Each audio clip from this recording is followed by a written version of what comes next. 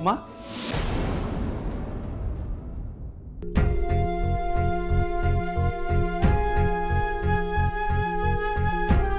ಅದೇ ಏನಾದರೂ ಬೇಕಿತ್ತಪ್ಪ? ಇಲ್ಲಮ್ಮ, ಏನು ಬೇಡ. ಎಲ್ಲೋ ಹೊರಟಿರೋ ಆಗಿದೆ.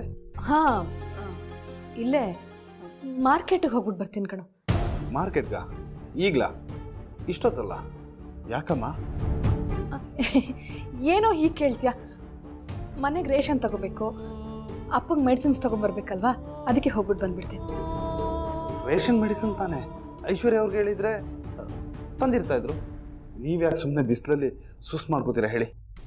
ಇಲ್ಲ ಅದಿ, ನನಗೇನು ಸುಸ್ತು, ಸಣ್ಣ ಕೆಲಸ. ಐಶುಗೆ ಯಾಕೆ ಹೇಳಬೇಕು? ನಾನೇ ಹೋಗ್ಬಿಟ್ಟು ಬರ್ತೀನಿ. ಅಮ್ಮ, ಈ ರೇಷನ್ಗೆ ಮೆಡಿಸನ್ಗೆಲ್ಲ ದುಡ್ಡಿಗೆ ಏನು ಮಾಡ್ತೀರಾ? ದುಡ್ಡು ದುಡ್ಡು ನನ್ನ ಹತ್ರ ದುಡ್ಡಿದೆ ಅದಿ, ಅದಕ್ಕೆ ಹೋಗ್ಬಿಟ್ಟು ಬರ್ತೀನಿ.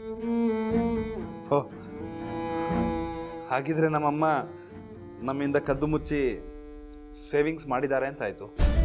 ಕತ್ತು ಮುಚ್ಚಿನ? ಹ್ಞೂ, ಮತ್ತೆ ನಿಮ್ಮ ಹತ್ರ ದುಡ್ಡಿದ್ರು ನೀವು ಡಾಕ್ಟ್ರ್ ಕೊಡೋಕ್ಕೆ ನನ್ನಿಂದ ದುಡ್ಡು ತಗೊಂಡ್ರಲ್ಲ, ಯಾಕೆ? ಯಾಕೋ ಅದೇ ಇಷ್ಟೊಂದು ಪ್ರಶ್ನೆ ಮಾಡ್ತಿದ್ಯಾ? ಪ್ರಶ್ನೆ ಕೇಳದೆ ನೀವು ತಾನೇ ಏನು ಹೇಳಲ್ಲಮ್ಮ, ನಾನು ತಾನೇ ಏನು ಮಾಡಲಿ?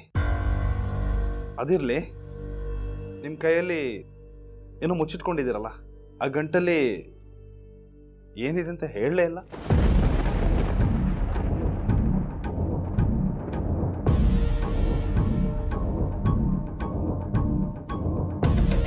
ಏನಿಲ್ಲ ಅದೇ, ಏನಿಲ್ಲ.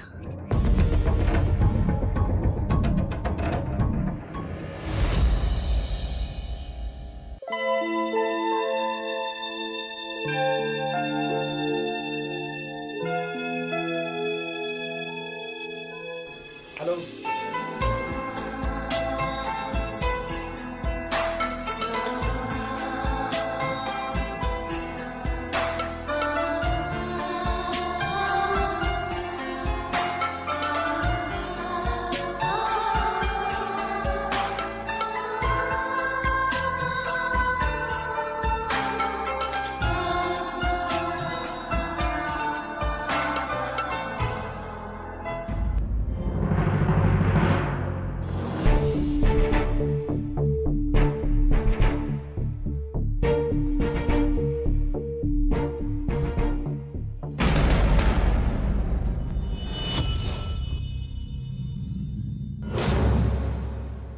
ಗ್ರೀಷ್ಮ, 1 ನಿಮಿಷ ಕಣೆ, ನನ್ನ ಜೊತೆ ಮಾತಾಡು.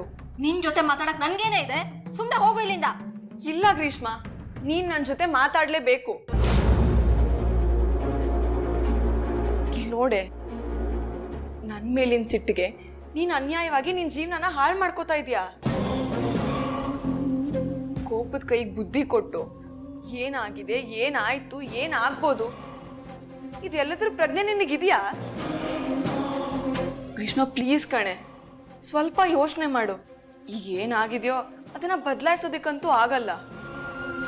ಮುಂದೆ ಏನಾಗಬಾರ್ದು ಅದನ್ನಾದ್ರೂ ಸರಿ ಮಾಡ್ಕೋಬಹುದು ತಾನೆ. ಪ್ಲೀಸ್ ಗ್ರೀಷ್ಮ, ನೀನ್ ಯಾರನ್ನ ಮದುವೆ ಮಾಡ್ಕೊಂಡು ಈ ಮನೆಗೆ ಬಂದಿದ್ಯೋ ಅವ್ರಿಗೆ ಮನೆ, ಮದ್ವೆ, ಹೆಂಡತಿ ಇದ್ಯಾವ್ದ್ರ ಬಗ್ಗೆನೂ ಒಂಚೂರು ಬೆಲೆನೇ ಇಲ್ಲ. ನೀನ್ ರುದ್ರ ಭವನ್ಗೆ 2ನೇ ಹೆಂಡತಿ. ನಿನಗೂ ಗೊತ್ತು, ಕಾನೂನಲ್ಲಿ 2ನೇ ಮದ್ವೆಗೆ ಯಾವ ಬೆಲೆನೂ ಇಲ್ಲ. ಮೋರೋವರ್, ಈ ಮದ್ವೆ ಅಂತಾನೆ ಅನ್ನಿಸ್ಕೊಳ್ಳಲ್ಲ. ಮೊದಲನೇ ಹೆಂಡತಿ ಬದುಕಿರೋವಾಗ್ಲಿ, ಇನ್ನೊಬ್ಳಿಗೆ ಹೆಂಡತಿ ಅನ್ನೋ ಹಕ್ಕಾಗ್ಲಿ, ಅಧಿಕಾರ ಆಗ್ಲಿ ಇದ್ಯಾವುದು ಇರಲ್ಲ ಕಣೆ. ಇದೆಲ್ಲ ನಿನಗೆ ಗೊತ್ತಿಲ್ಲ ಅಂತ ಅಲ್ಲ, ಆದ್ರೂ ನೀನು ರುದ್ರ ಭಾವನ್ಗೆ ಇವತ್ತು ನಿನ್ ಮೇಲೆ ಮನ್ಸಿದೆ, ಅದಕ್ಕೆ ಅವ್ರು ನಿನಗೆ ತಾಳಿ ಕಟ್ಟಿದ್ರು. ನಾಳೆ ಇನ್ಯಾರ ಮೇಲೋ ಮನ್ಸಾಗಿ ಅವರು ಅವಳ ಹಿಂದೆ ಹೋದ್ರೆ ನೀನ್ ಅವಾಗ ಏನೇ ಮಾಡ್ತೀಯಾ? ಕಾನೂನು ಪ್ರಕಾರವಾಗಂತೂ ಏನೂ ಮಾಡಕ್ಕಾಗಲ್ಲ. ಗ್ರೀಷ್ಮ, ನಾನ್ ನಿನ್ ಒಳ್ಳೇದಕ್ಕೆ ಕಣೆ ಹೇಳ್ತಿರೋದು. ಇವತ್ತು ಗುರುಮಾತನ್ ಕರೆಸಿ ಪೂಜೆ ಮಾಡ್ತೀನಿ ಅಂತ ಹೇಳ್ತಿದಾರಲ್ಲ, ಪ್ಲೀಸ್ ಅದಕ್ಕೆ ಅಟೆಂಡ್ ಆಗ್ಬೇಡ ಕಣೆ. ಅನ್ಯಾಯವಾಗಿ ಅವ್ರು ಎಲ್ರ ಮುಂದೆ ನೀನು ರುದ್ರಭವನ್ ಹೆಂಡತಿ ಅಂತ ತೋರಿಸ್ಕೋಬೇಡ್ವೆ. ಅದರಿಂದ ಏನೂ ಪ್ರಯೋಜನ ಇಲ್ಲ. ಗೊತ್ತಿದ್ದು ಈ ತಪ್ಪನ ಮಾಡಬೇಡ. ಏನೇ ನಿನ್ ಮಾತಿನ ಅರ್ಥ? ನಾನು ಈ ಮದ್ವೆ ಆಗಿ ತಪ್ಪು ಮಾಡ್ದೆ, ಇದನ್ನ ಮುರಿಬೇಕು ಅಂತನಾ? ಹೌದು. ಸರಿ,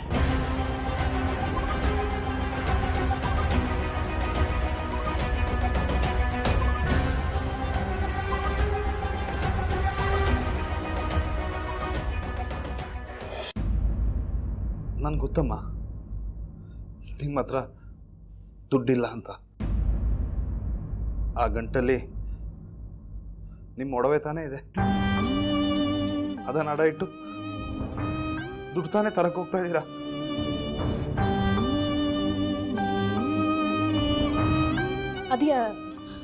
ಅದು ನೀವೇನು ಹೇಳೋದು ಬೇಡಮ್ಮ, ನನಗೆಲ್ಲ ಅರ್ಥ ಆಗುತ್ತೆ. ನಿಮ್ಮ ಕಷ್ಟ, ನಿಮ್ಮ ಸಂಕಟ ಎಲ್ಲನೂ ಗೊತ್ತಾಗ್ತದೆ. ಆದರೆ ನಾನೇನು ಮಾಡಲಿ ಹೇಳಿ?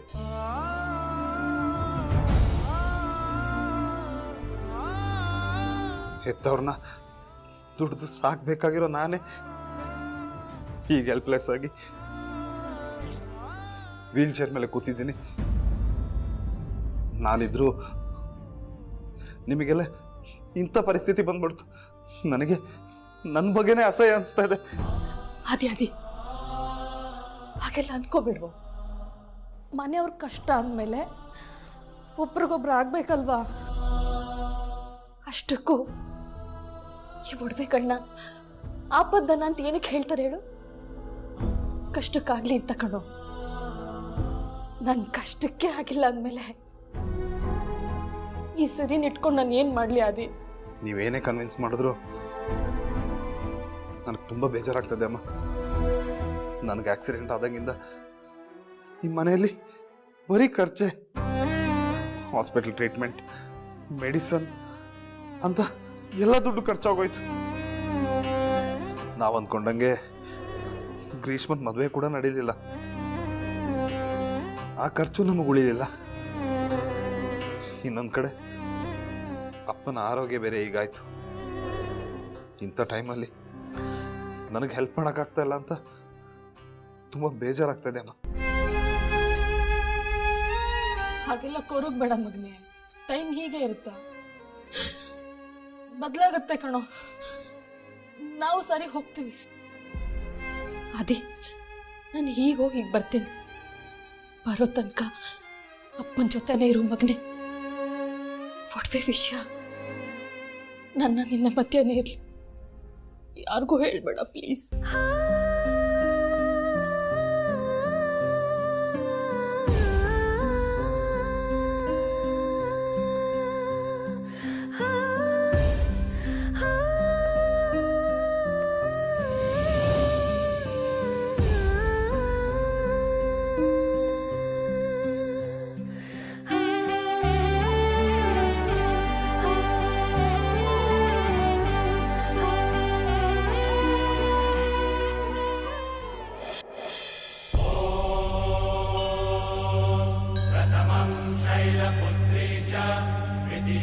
ब्रह्मचारिणीं तृतीयं चन्द्रघण्टेति पुष्माण्डेति चतुर्थकं पञ्चमं स्कन्दमातेति षष्ठं कात्यायनीति च सप्तमं ನೀವು ಬಂದಿದ್ದು ಬಹು ಖುಷಿ ಆಯ್ತು ಗುರುಮಾತ.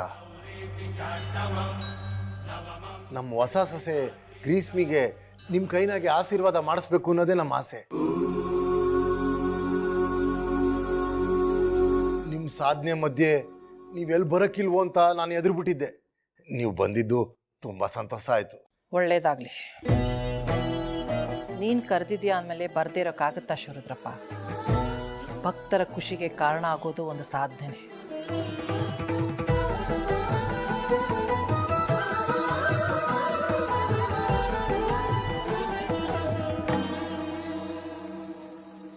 ಏಯ್, ಆಶೀರ್ವಾದ ತಗೊಳ್ಳ.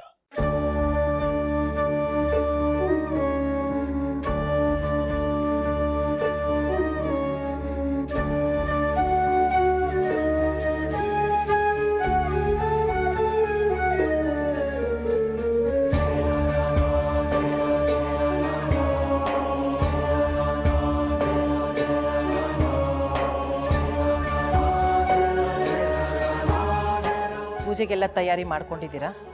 ಎಲ್ಲ ಥರ ತಯಾರಾಗೈತೆ ಗುರುಮಾತ. ನೀವು ಪೂಜೆ ಮಾಡೋದೊಂದೇ ಬಾಕಿ.